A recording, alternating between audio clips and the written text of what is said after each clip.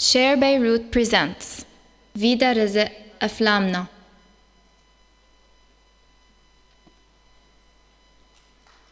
Thank you. I'm here today to present, I think, our new venture, which is called Aflamnah.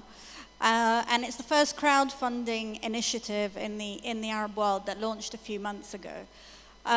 What we're about is helping creative young people, old people, anyone with a great idea find funding for projects that generally wouldn't be able to get made because no one will fund them. And our remit is everything from film, fashion, photography, design, gaming, technology. And so any gamers out there, we're looking for you. I don't know how many of you know much about crowdfunding, so I'm going to give a little bit of an overview. But what I really want to talk about today, and I've made it a very visual presentation, so there's lots of pictures, is about creating culture. So while I'm telling you why I want to talk about creating culture, you can read the slide about what Aflamnah is, and it's aflamnah.com. In the next few minutes, what I hope I'm going to be able to present is a visual journey of some of the perceptions, misperceptions. We've already had 2 presentations that kind of talk about that subject. And to urge everybody that actually our role and Aflamnah's role, and really what Aflamnah does is try to put the projects and the ideas at the forefront as opposed to ourselves at the forefront. And I really wish I had some of the crowdfunding projects standing on the stage with me, because it really isn't about us, it's about the ideas. But my message is that we've always been creating, and we need to continue creating culture. The thing that perhaps in the Arab world we haven't been so good at is celebrating the success of the ideas. And I'm going to show you a few things that maybe you haven't seen before, maybe you have, but we haven't been particularly good at passing them down to our kids or talking about them or archiving them or preserving them, and they're really worthy. And the other thing is we don't share them. So a lot of stuff gets made. We do create a lot of stuff, but the visibility that stuff has is more limited than I think it should be anyway. So the end message is we need to take ownership of our stories, to tell our stories the way we want, and not to be scared to tell our stories. So you're going to see a lot of visual slides, but before I do that, I wanted to say to you, can you all stand up a second? Yay, thank you. Over there, can you stand up? Brilliant. So, and please be honest, because crowdfunding is quite a young idea. So if this is the first time you've ever heard of the concept of crowdfunding, then you can sit down. If you've heard about it before, but you're not quite sure how it works, then you can sit down as well. Okay, and so now if you visited one of the 450 websites around the world that are going to raise $2.8 billion in 2012 alone, and you've browsed around and you've taken a look, but you haven't taken any action, then you can sit down. Okay, so the people standing up are the minority that have contributed on a website or crowdfunded themselves. Is that right? Right, can we have a clap round for those people? So, I guess I expected that result, otherwise I wouldn't have done that. But the point really is that the opportunity is huge, and in a room where you are the change makers, or we are all the change makers, very few of us have actually taken action through crowdfunding. And so it's about time we kind of got off that fence and started to make a difference, because by contributing, by sharing, by taking part, we facilitate the creation of culture. So just bear with me a second.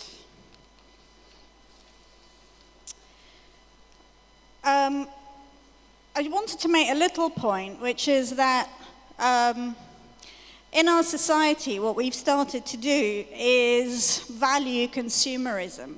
And so even though there's a lot of creativity and creation, we don't actually have a say in what gets made. We just devour it up and we choose what we're going to pay for. So with crowdfunding, I think what the opportunity is to change that, is to actually vote with our feet and our wallets and to say, actually, I like that idea, make it happen, or I don't like that idea. And it's a little bit away from the commercial world, which actually gives an opportunity for independent ideas to actually get made. So what is crowdfunding? It's really, I have an idea, I pitch it to the world, and generally it's something that happens online. So I create a video, I give information, I tell you how much money I want to raise, I compel you, I inspire you, I beg, I plead, I do whatever it needs to take to actually get you to get your wallet out and contribute towards that. And in return, what do? I give you rewards. So there are several different types of crowdfunding. So I can tell you what Aflamnah is not. What we don't do is give people equity in any business. And what we don't do is get people to lend money.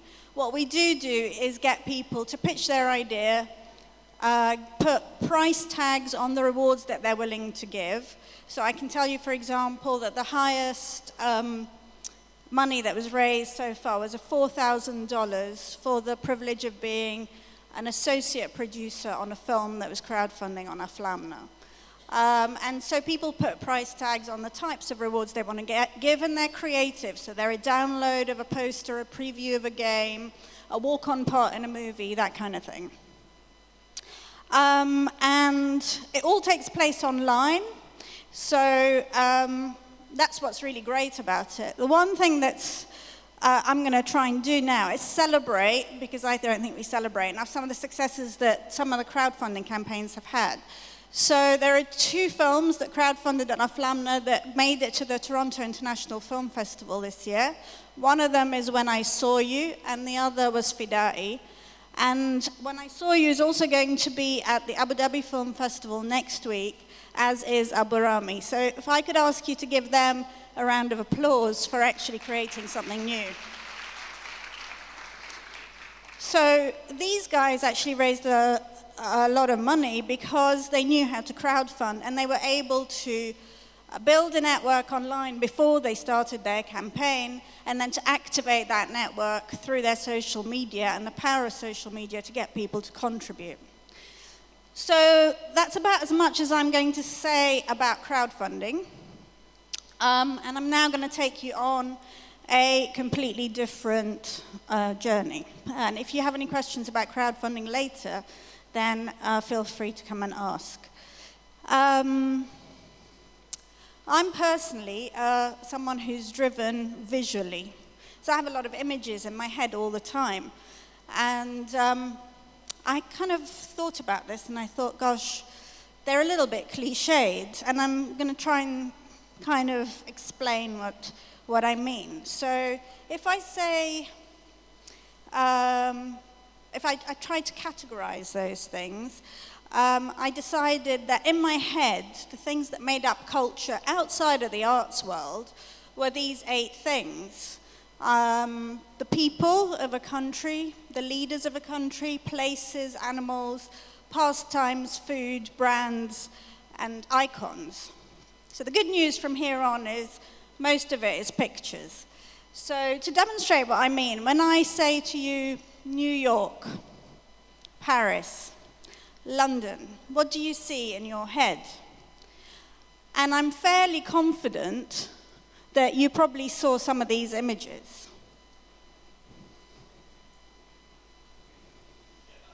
Yes? Yeah. So I decided to do a little poll, and I decided to ask people, if we put the word Arab in front of those 8 things, so we asked them, what do you think Arab people look like, or what image comes to mind? And we asked about 100 people, and this is by no means legitimate research. It was a poll out of interest. A lot of the people were Arab, a lot of the people were not Arab but had had contact with the Arab world. And some we targeted in Canada and the States and Europe that had very little contact with the Arab world. And so these are the types of images that they sent us back.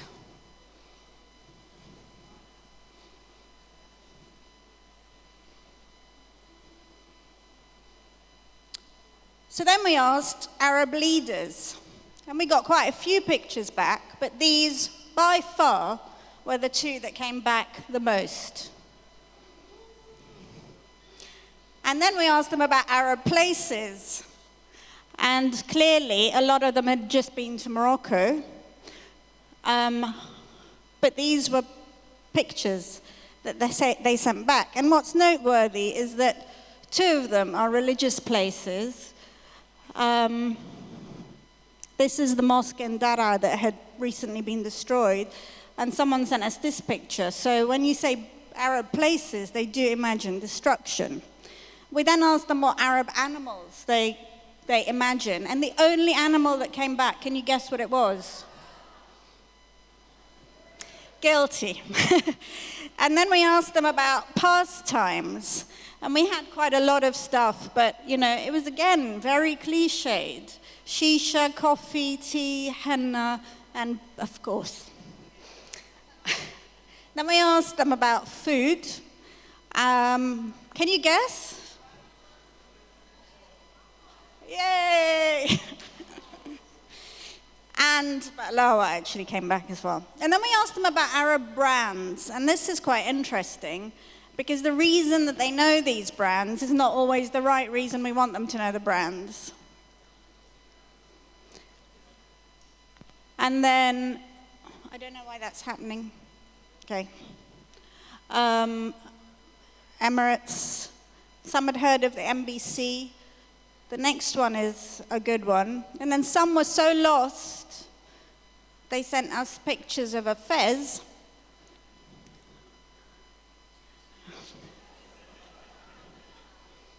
Okay, so I'm glad I'm able to make you laugh. So what's the Arab icons of the world? So people had real trouble here. They really couldn't. And what we saw was that nostalgia was playing a really important role, and particularly with the Arab community. So the non-Arab community really weren't able to give us much. The Arab community tended to see very old icons. This is Kulthum, who was an Egyptian singer. What's interesting about this is Asmahan. What's interesting about this is that these people were around before the time of the internet. And it was only, the most powerful medium was print and radio at the time, not even television. And yet they still have maintained their reputations. There's one more. So, building on the nostalgia, how many of you remember what Beirut looked like in the 50s or 60s? Or if you've seen pictures. So our cities back in the day, I've just focused on Beirut and Cairo just to give you an idea, because this is Beirut port in the 1890s, and look how beautiful the buildings are. This is Beirut in 1950. Frankly, you could be looking with any of these pictures at Venice or Paris. This is Cairo. This is Cairo in the 70s. And so now when we say Beirut or Cairo, I personally struggle to get an image that I like in my head. But the Gulf countries have been super smart at achieving this.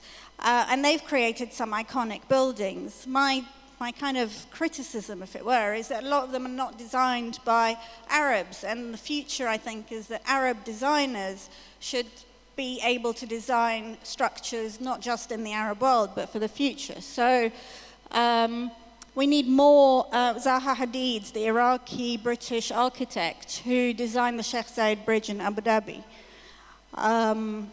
These are iconic buildings now that people recognize around the world.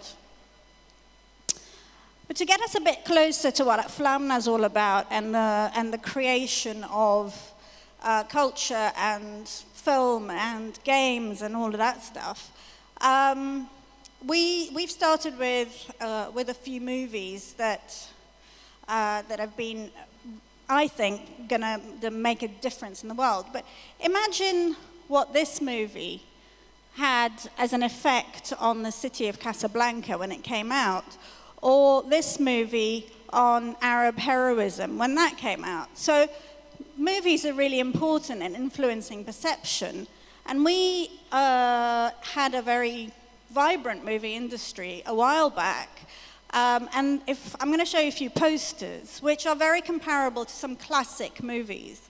And when you look at those, you wonder where they are. And some of them I had never seen before when I was doing the research for this. And the sad thing is, we're not archiving them properly. So if you look at the poster on the left, which is My Fair Lady, and the one on the right, which is called Lahan Hubbi with Farid Al-Atrash and Sabah, they're not a million miles away from the quality that we were seeing at the time.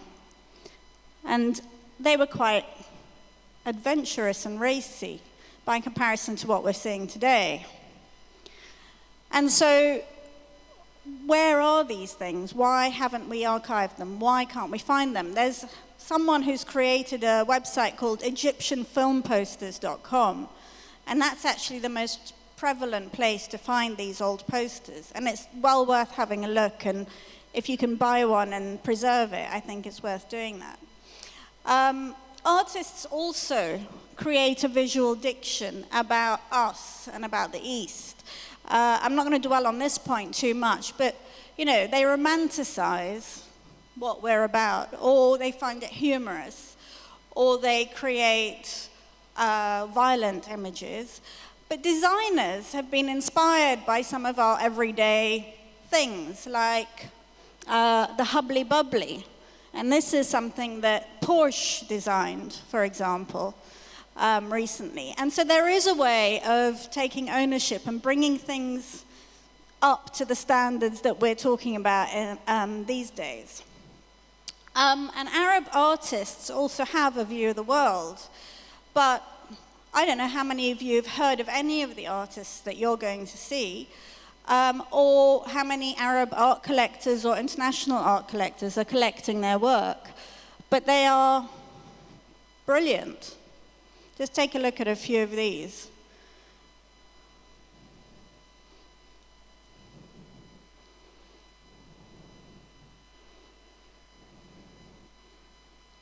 Who's seen any of this stuff before?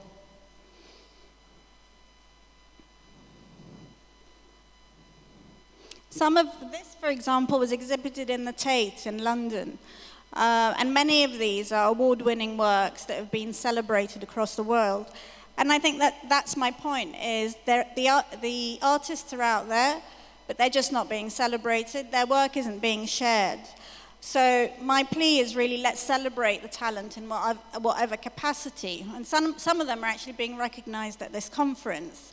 For example, Maya, whose take on Lebanese daily life is really interesting. I think she spoke yesterday.